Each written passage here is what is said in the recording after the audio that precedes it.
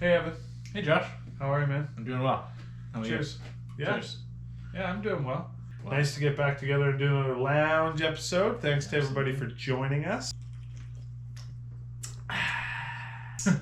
Refreshing. What the Fog from Slackwater Brewing. Pretty darn yummy. We chose to talk about cockpit setup. Cockpit setup. It's an important topic. Like, what's a cockpit? What makes it up? Basically anything that you touch. Yep. So that's the grips, Yep. brake levers, the shifter, dropper post, levers. I mean, let's start with grips. There's lots of grip options out there. They're going to be single lock-on or double lock-on. So single lock-ons, obviously just one little ring to lock it on. These are a good option from OneUp. These do work nicely riding no gloves. I'm a big fan of no gloves. So I'm a big fan. And then you've got dual lock-ons like these Square Wave XLs or the Palm Skins. These grip are actually designed to ride gloveless. These are a really nice grip. Promag makes great grips. Huge fan. Grip options are aplenty, and I strongly encourage people to change their grips more often. And it's one of those little things that just makes the bike feel better. Yeah, you want to get... It feels a little newer, and they're not crazy expensive. You know, they look cool. So after we sort out our grip options, we've picked some nice grips off the wall, something we're happy with. You know, we want to start looking at our brake setup. As a rule of thumb, we kind of just like put our hands on the bars, and we want our brake levers to be kind of just where they would fall naturally. If you find you gotta like bend at the wrist or reach over the handlebar to kind of grab them, then they're probably in the wrong spot. That's kind of where they're gonna fall. Your hands are gonna fall on the handlebars nice and straight. Your fingers right there. Don't forget, one finger braking. So we want to set our brakes up so that our fingers are like at the ends of the levers, falling into that little notch. And why do you want to do that, Josh? Well, more power, right? Right. Yeah, It's leverage, right? It's leverage. It's straight science. It allows you to pull down and away on it, and again, more leverage. Pretty important, right? Yeah. How do you like to run your brake levers? Flatter. Flatter. Yeah. And what do you think is the benefit there? Allows me to be in a more aggressive position on the bike. Yep. And to have a little bit more flexibility to move around. Yep. It works for some people. Yeah. Yep, absolutely. Johan Borelli talks about that a lot. He's got a couple good videos on it. Yeah, that's true. It's very true. Diving into brakes, some brakes, not all, have a bite point adjustment or a contact adjustment. And what that does is it changes where your pads are in relation to your rotor. So it could take a shorter lever stroke or a longer lever stroke. Right. It also allows me to run my brakes the way I like to run them, which is lever close to the bar, bite point fairly quick. So my finger isn't stretched way out here pulling. You're not fatigued. My finger's closer. I've got the brake lever nudged in there, and it's more, like, to me, it's more power with less muscular effort. And I don't get that eagle claw and death grip on the handlebars as much. Do you have a brake preference? You've been riding long enough. What I've been riding lately has been the Shimano XT stuff. Yeah, you're on Shimano's now for a bit, eh? Yeah.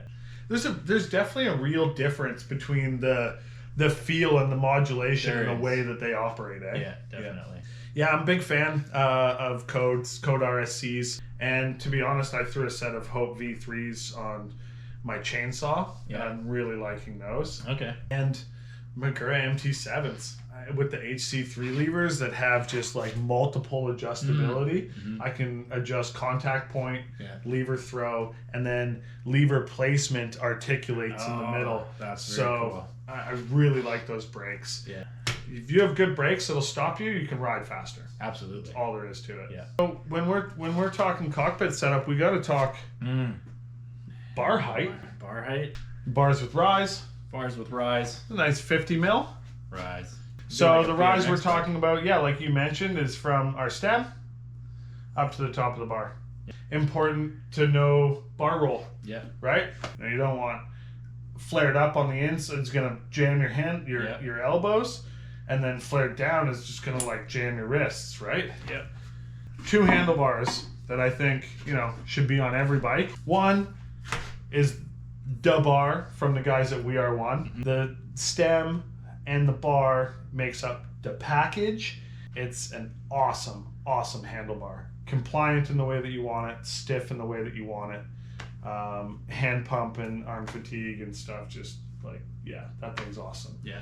But like I said, it works with a proprietary stem. Yeah. So if you want to buy a handlebar and you don't want to buy a stem, then the 1UP carbon bar, Yeah. which I know you have experience with. This is my favorite bar. I put it on my heckler. I put it on my chainsaw. It's an absolutely fantastic bar. If you're looking for a way to upgrade your bike and jazz it up and make it feel a little bit better, put a new handlebar on. Mm-hmm. Stem height. I would encourage people to play with it. If you have the room in your stack height, throw your bars 5 mils lower. Mm-hmm. See what it does. Yeah. Raise it up 5 mils. See what it does. Go extreme. Do 10 mils. Yeah. See what it does. We all remember the days of 100 mil stems. Now we've seen bars get wider, stems get shorter because forks are more raked out. It's all a balance, right? It all has to work together. Right now, it seems like anywhere between 30 and 80 mils is kind of where people are happy on stems. Yeah. 80 being on the longer side. Yeah. What would be the advantage then of going shorter? Because like most bikes, they come with like a 50 mil stem. Yeah. Whereas a lot of aftermarket stuff is like you can go shorter. So why would you do that? But if we go shorter, we're going to quicken our steering. But your steering is going to be quicker. If we go longer stem, long bars, then your steering is going to be like really slow, right? If you're riding more technical, fast-paced kind of stuff and you want that quick, like little nimble steering, then there you go. If you're riding a downhill bike, I would still keep that stem fairly short and just maybe widen the handlebars a bit. Why does all of this matter? Why does all of this matter? Well, because this is literally the point at which you control your bike.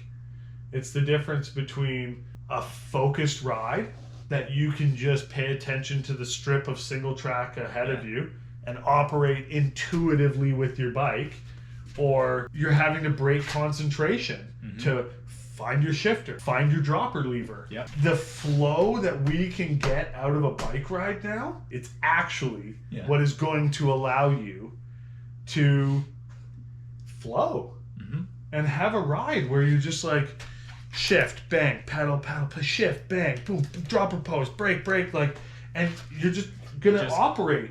For me, it's confidence. You just have the confidence to ride your bike, and there's nothing that gets in the way of it. So do yourself a favor and spend some time and nerd out on it a little bit. Yeah, it's definitely worth it. Cool. Cockpit setup. Nice.